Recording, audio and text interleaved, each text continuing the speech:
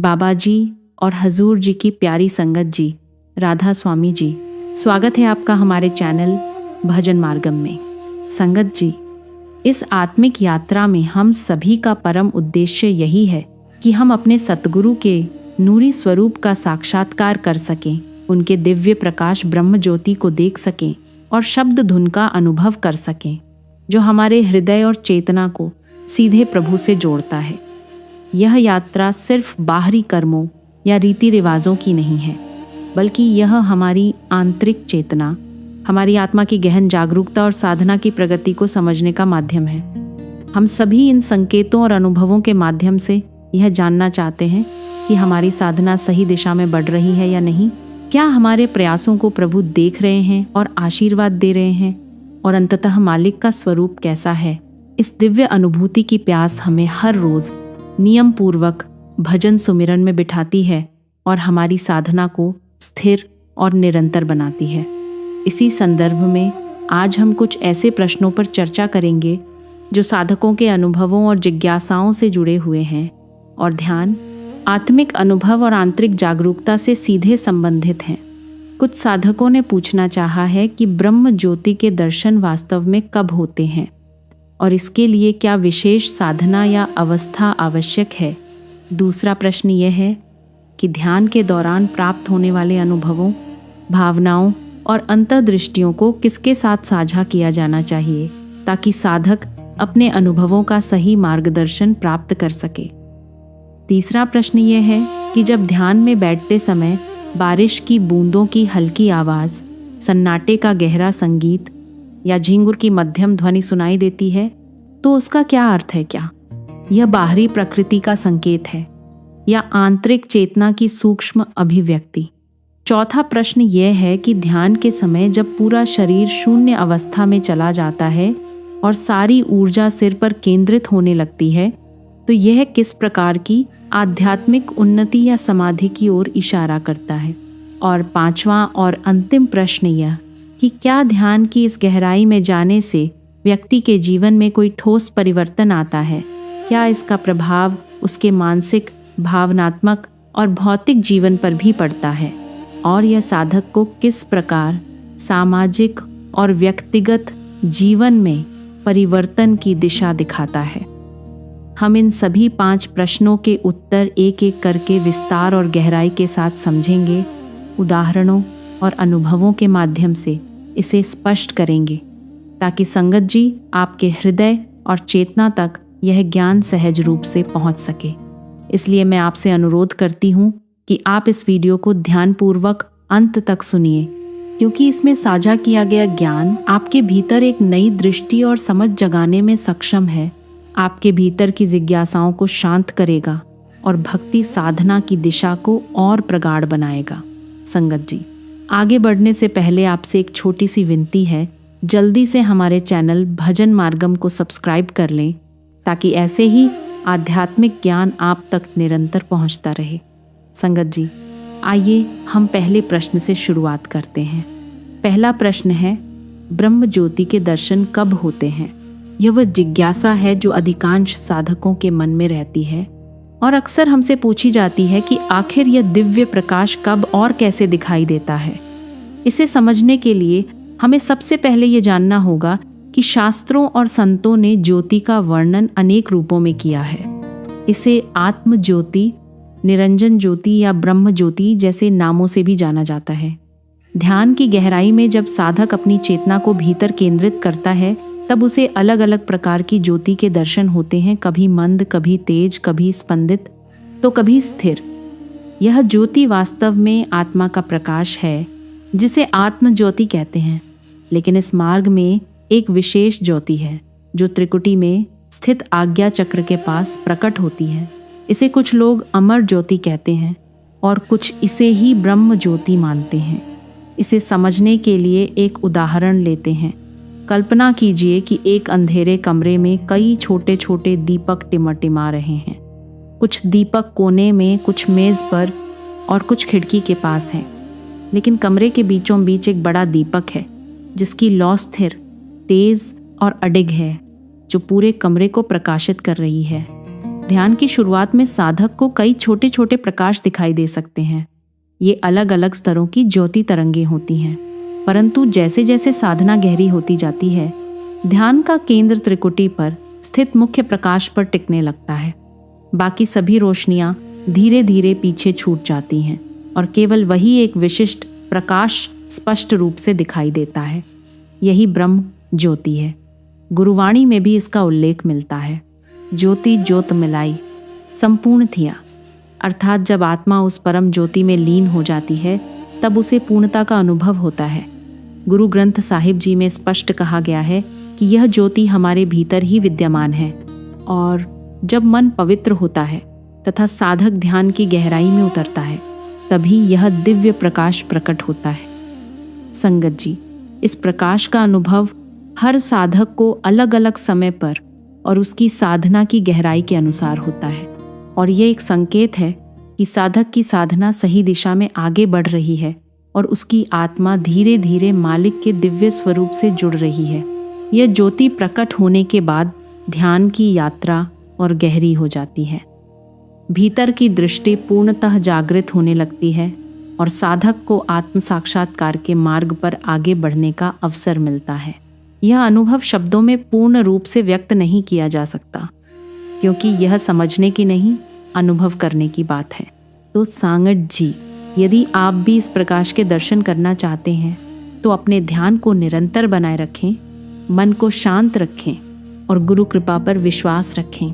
एक दिन वही ब्रह्म ज्योति आपके भीतर स्वयं प्रकट होगी। जब साधना का दीपक लगातार जलता रहेगा तब एक दिन वह क्षण आएगा जब यह दिव्य प्रकाश आपको आपके अस्तित्व का वास्तविक स्वरूप दिखाएगा।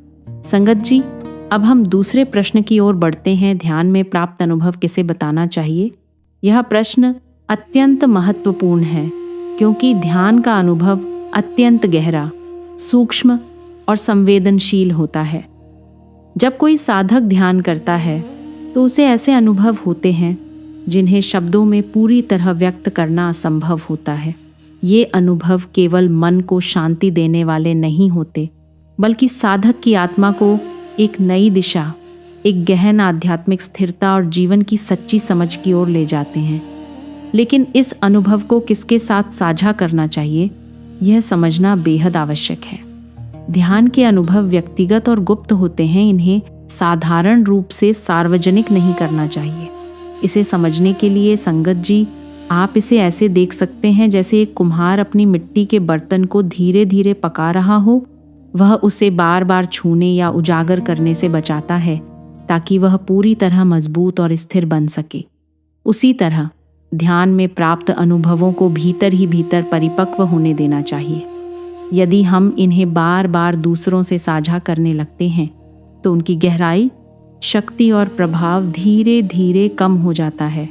इसलिए इन अनुभवों को केवल अपने गुरु के साथ साझा करना चाहिए, क्योंकि वही सच्चे मार्गदर्शक हैं जो सही समझ और अनुभूति के साथ आपका मार्गदर्शन कर सकते हैं। यदि किसी विशेष परिस्थिति में गुरु के अलावा किसी और से साझा करना अनिवार्य हो तो केवल गुरु भाई या ध्यान साधना के मार्ग पर अग्रसर किसी योग्य व्यक्ति के साथ ही इसे साझा किया जाना चाहिए जो सही समझ रखता हो। अन्यथा इसे किसी भी अन्य व्यक्ति के साथ साझा करना उपयुक्त नहीं है, चाहे वह कितना भी निकट क्यों न हो। संगत जी, इस विषय पर हमने एक विस्तृत वीडियो भी बनाया है जिसमें हमने विस्तार से बताया है कि ध्यान के अनुभव को साझा करने से ऊर्जा कैसे प्रभावित होती है और गोपनीयता क्यों आवश्यक है। याद रखिए, जब ध्यान का अनुभव पूरी तरह पक जाता है तब उसका प्रभाव अपने आप जीवन में झलकने लगता है। उसे कहने की आवश्यकता नहीं रहती।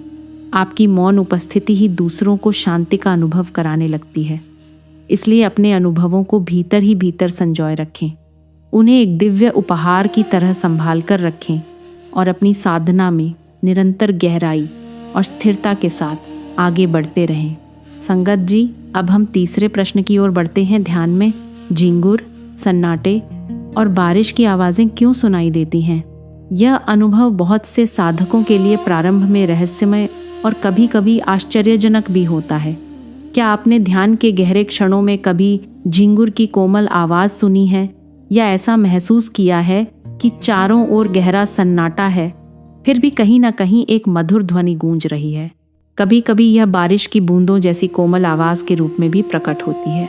संगत जी, यह ध्वनियां अनहद नाद की श्रेणी में आती हैं। अनहद नाद वह दिव्य ध्वनि है जो किसी बाहरी स्रोत के बिना भीतर से प्रकट होती है। यह ध्वनि हर जीव के भीतर विद्यमान होती है, परंतु केवल वही साधक इसे सुन पाते हैं जिनका ध्यान गहराई में उतरता है और मन स्थिर होकर भीतर की यात्रा करता है। शास्त्रों में 10 प्रमुख अनहद ध्वनियों का उल्लेख मिलता है और प्रारंभिक अवस्था में साधक को इनमें से कुछ ध्वनियाँ स्पष्ट रूप से सुनाई देती हैं, जैसे झींगुर की आवाज़, घंटियों की मधुर गूंज, शंखनाद या सितार और वीणा जैसी संगीतात्मक ध्वनियाँ।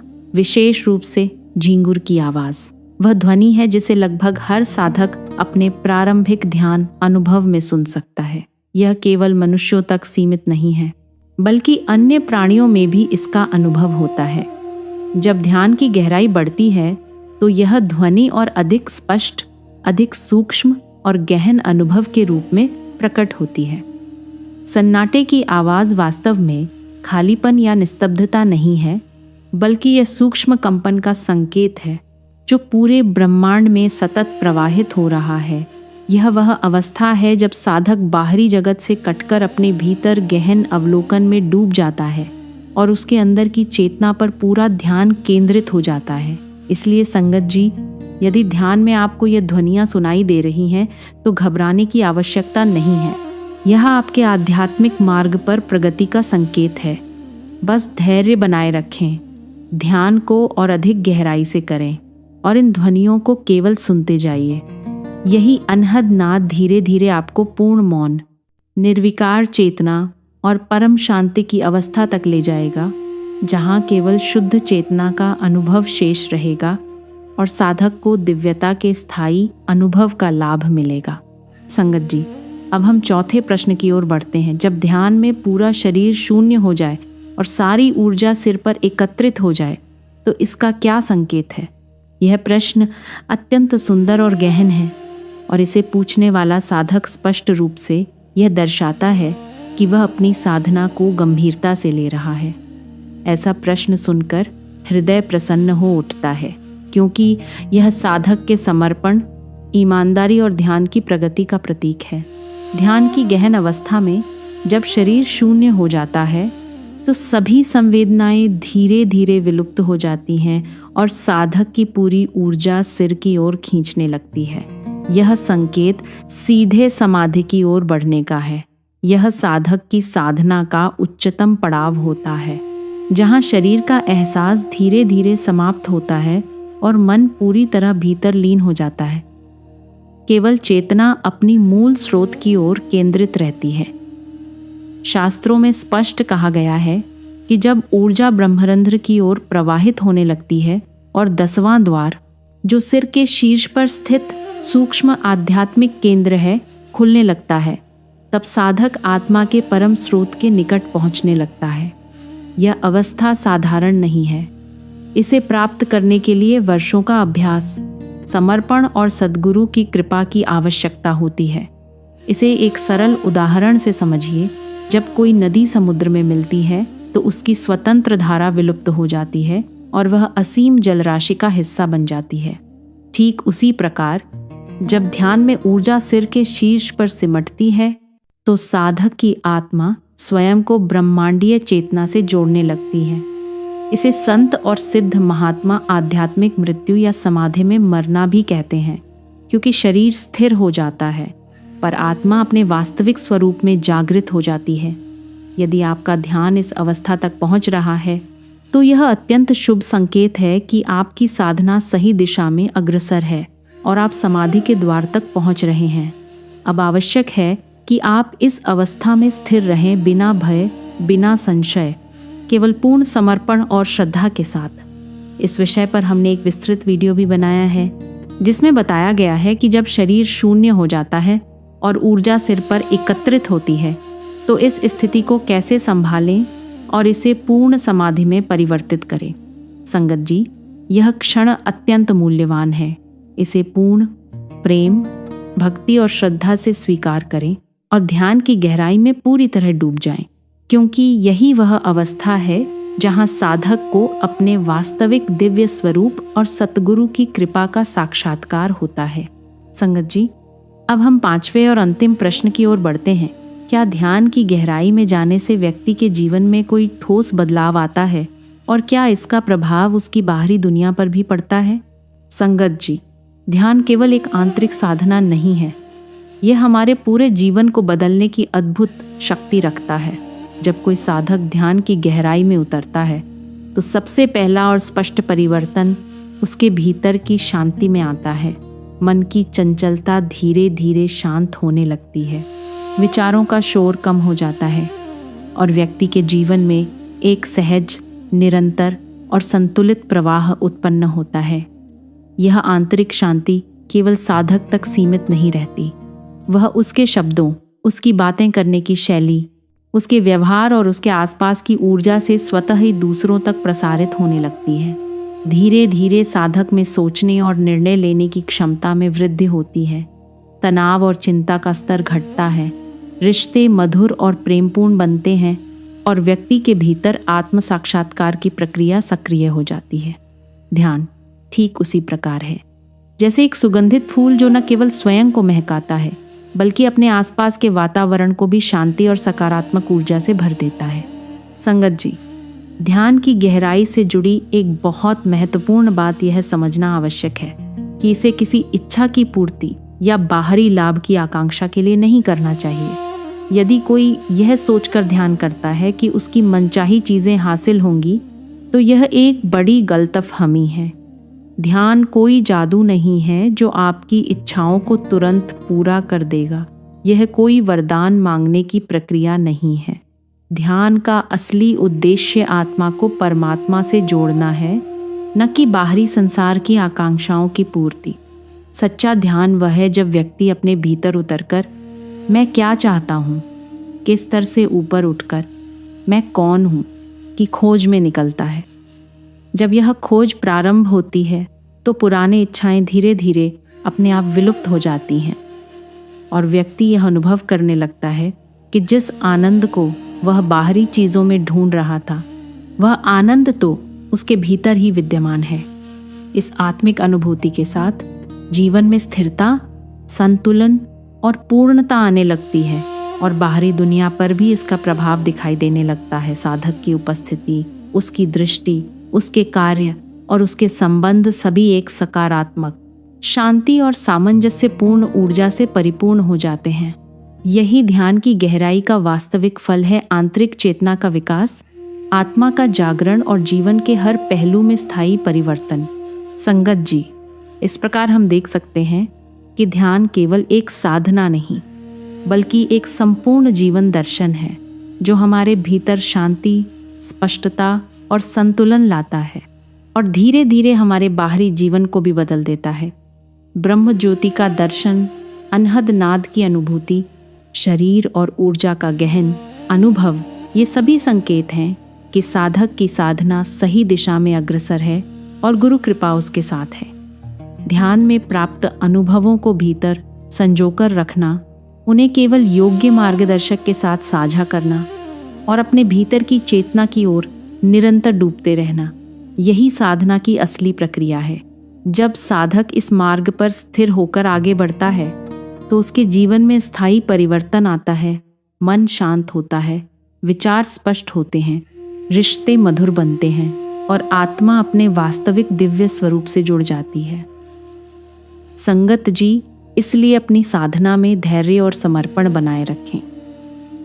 ध्यान की गहराई में निरंतर उतरते रहें और हर अनुभव को दिव्य प्रकाश और गुरु कृपा के मार्गदर्शन में अपनाएं। यही वह यात्रा है जो हमें न केवल आंतरिक पूर्णता की ओर ले जाती है बल्कि हमारे पूरे जीवन को दिव्यता, प्रेम और शांति से भर देती है।